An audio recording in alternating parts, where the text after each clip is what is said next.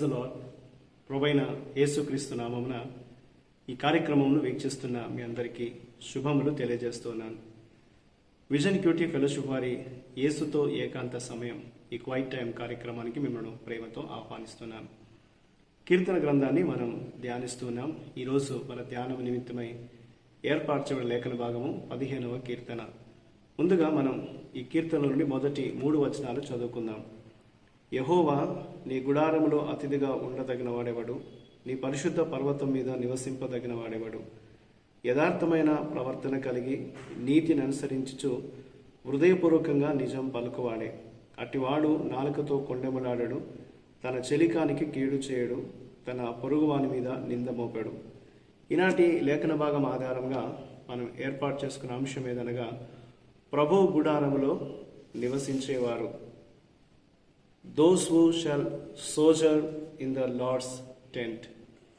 నేటి వాక్య భాగం యొక్క సారాంశాన్ని మనం గమనించినట్లయితే ఈ కీర్తన దేవుని సన్నిధికి వెళ్ళే హక్కును, ఒక ఆరాధికుడికి ఉండవలసిన అర్హతల గురించి వివరిస్తుంది. ఇక్కడ ముఖ్యంగా దేవుని సన్నిధికి వెళ్ళేవారు వారి యొక్క సామాజిక హోదా కానీ సంపద కానీ అది లెక్కలోకి రాదు. కానీ వారి జీవితం పట్ల ఏ విధమైనటువంటి వైఖరి వారు కలిగి ఉన్నారనేది చాలా ప్రాముఖ్యం. దేవుని యొక్క గుడారంలో నివసించేవారు మన జీవితం పట్ల మనకున్న వైఖరి ముఖ్యమైన విషయాన్ని గుర్తించాలనేది ఈ కీర్తన వివరిస్తుంది. వీటన్నిటిలో మనం ముఖ్యంగా గమనించవలసింది ఏంటంటే అత్యంత ఆవశ్యకమైన షరత్ ఏమనగా నిందారహితమైనటువంటి జీవితాన్ని గడపడం. నిజమైన ఆరాధికులు కీడును గుర్తిస్తారు, దుష్టులకు దూరంగా ఉంటారు, నీతిమంతులను గౌరవిస్తారు. నష్టం కలిగినా సరే వారు ఇచ్చినటువంటి తమ మాటను నిలబెట్టుకునేటువంటి వారుగా ఉంటారు. తమ పొరుగు వారికి ఏమాత్రం కూడా కీడు చేయకుండా, తమ స్వార్థానికి వాడుకోకుండా వారు జీవిస్తారనేది కీర్తన వివరిస్తుంది. ఈ విధంగా ఒక ఆరాధికుడికి ఉండాల్సినటువంటి అర్హత ఏంటో మనకి కీర్తన వివరిస్తుంది. ఆరాధికుడి అర్హత కేవలం దేవునితో అతనికి ఉన్న సంబంధంపైనే కాక ఇతర వ్యక్తులతో అతనికి ఉన్నటువంటి సంబంధం మీద కూడా అది ఆధారపడి ఉంటుందనేది ఈ కీర్తన మనకు వివరిస్తూ ఉంటుంది. ఇందులో మనం దేవుడు ఏమై ఉన్నాడు అని గమనించినట్లయితే ఈ మొదటి 5 వచనాల్లో దేవుని దృష్టిలో మనం ఎలా జీవిస్తున్నామనే దాని ఆధారంగానే దేవుడు మన ఆరాధనను అంగీకరిస్తాడు. మనం దేవుని దృష్టిలో ఎలా ఉన్నామనే దేవుడు ఎప్పుడు కూడా గమనిస్తాడు. దాన్ని బట్టి మన ఆరాధనను ఆయన స్వీకరిస్తాడనేది ఈ లేఖనంలో మనం చూడగలం. కయ్యను తన జీవన విధానం ద్వారా దేవుని ఆరాధించడంలో విఫలమయ్యాడు. కాబట్టి దేవుడు అతని అర్పణను అంగీకరించలేదు. ఆదికాండం 4వ అధ్యాయంలో మనం ఈ యొక్క విషయాన్ని చదవగలం. మనము మన జీవితాలను ఆరాధన నుండి ఎప్పుడు కూడా వేరు చేయలేం. తమ జీవన విధానంలో ఎటువంటి మార్పు లేకుండా ఆరాధన చేసే వారి పట్ల దేవుడు ఏమాత్రం కూడా సంతోషించేవాడు కాదు. అయితే తమ జీవితాలని ఒక ఆరాధనగా దేవునికి సమర్పించుకునే వారిని ఆయన ఎంతో సంతోషంతో అంగీకరిస్తాడు అనేది ఈ లేఖనం మనకు జ్ఞాపకం చేస్తుంది. తమను తాము సజీవ యాగముగా దేవునికి సమర్పించుకునే వారిని దేవుడు స్వీకరిస్తాడనేది ఈ యొక్క కీర్తన మనకు తెలియజేస్తుంది. ఇందులో మనం నేర్చుకునేటువంటి పాఠాన్ని మనం గమనించినట్లయితే 4-5 వచనాల్లో దేవునితో కానీ తమ పొరుగు వారితో కానీ మన సంబంధాలను కేవలం వ్యక్తిగత లాభ నష్టాల ప్రాతిపాదిక మీద నడుపుకోకుండా మనం జాగ్రత్త పడాలనేది ఈ లేఖనం వివరిస్తుంది. మనం కేవలం లాభాపేక్షతో వ్యవహరిస్తే ఇతరులను, వారి యొక్క కష్టాలను మనం విస్మరిస్తూ ఉంటాం.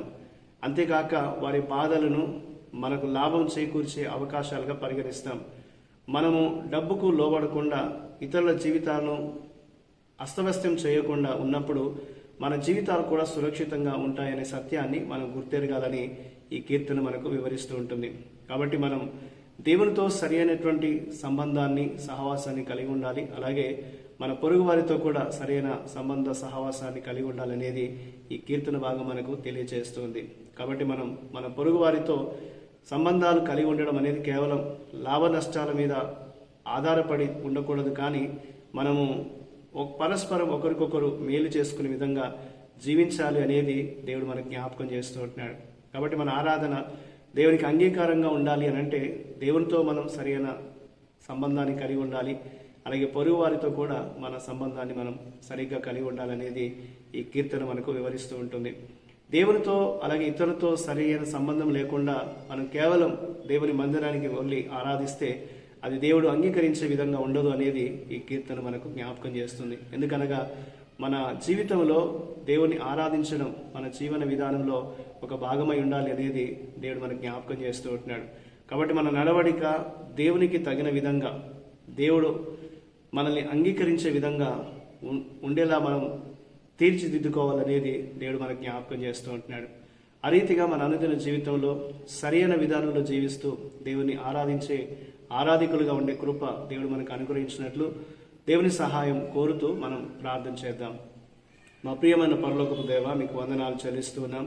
మిమ్మల్ని ఆరాధించే వారికి తగినటువంటి నడవడిక మేము కలిగి ఉండడానికి, అలాంటి జీవన విధానం మాకు ఉండేలాగా మాకు సహాయం చేయండి. ఆ విధంగా మమ్మల్ని తీర్చిదిద్దమని, నాయన మీ సహాయంతో మమ్మల్ని నడిపించమని, నిన్ను ఎల్లప్పుడూ కూడా ఆరాధిస్తూ నీతో సరైన సంబంధం కలిగి ఉండే కృప మాకు దయచేయమని యేసుక్రీస్తు నామమున ప్రార్థిస్తున్నాను తండ్రి, ఆమేన్. ప్రియులారా, మీరు సమయం తీసుకుని యొక్క వాక్య ధ్యానాన్ని విన్నందుకు మీ అందరికీ ప్రత్యేకమైన వందనాలు తెలియజేస్తున్నాను. ప్రతిరోజు మీకు అందించబడుతున్న ఈ అనుదిన ధ్యానాలు మీకు మేలుకరంగా ఉన్నట్లయితే మీ అనుభవాల్ని మాతో పంచుకోవాలని కోరుతున్నాను. ప్రభు కృప మనందరికీ నిత్యము తోడయుండి కాపాడునుగాక. ఆమేన్.